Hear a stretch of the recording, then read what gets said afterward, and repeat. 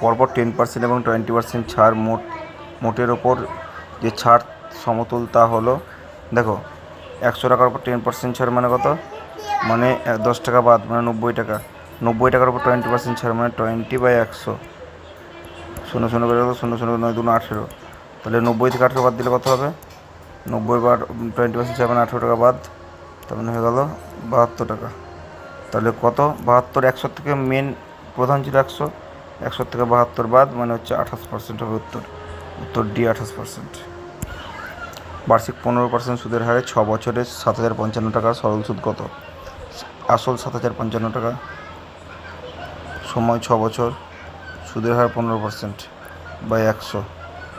তাহলে 5 দিয়ে কাটলে 5 20 100, 5 3 15, 5 দিয়ে কাটলে 5 4 20, 5 দিয়ে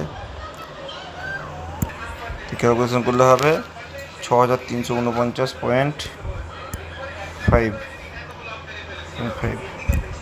নেক্সট অঙ্কে চলে যাবো। এই অঙ্কটা তো আমার চ্যানেলে করাই ছিল, যে কোনো টাকার 5% বার্ষিক সুদের হারে, গতকালই করেছিলাম রাত্রেবেলায়। 2 বছরের চক্রবৃদ্ধি সুদ ও 2 বছরের সরল সুদের পার্থক্য 122।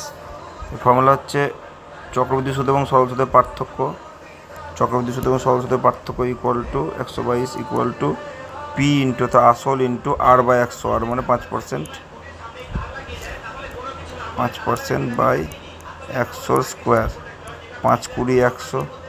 তাহলে কোনাকুনি 122 এখানে থাকলো, এর সঙ্গে কোনাকুনি 20 স্কোয়ার, 1 স্কোয়ার তো 1 আর 20 স্কোয়ার 400, 400 ইকুয়াল টু পি, নিচে 1। তাহলে 400 ইন্টু 122 মানে 48,800 উত্তর হবে, পি হবে 48,800। পরের অঙ্কে এই অঙ্কটিও আমার চ্যানেলে করা ছিল। বলছে লবকে 200% বৃদ্ধি এবং হরকে 150% বৃদ্ধি করা হয়, তবে নতুন ভগ্নাংশটি হয় 4/y। কী বলেছিলাম, তাহলে ভগ্নাংশ x/y ধরে নিলাম।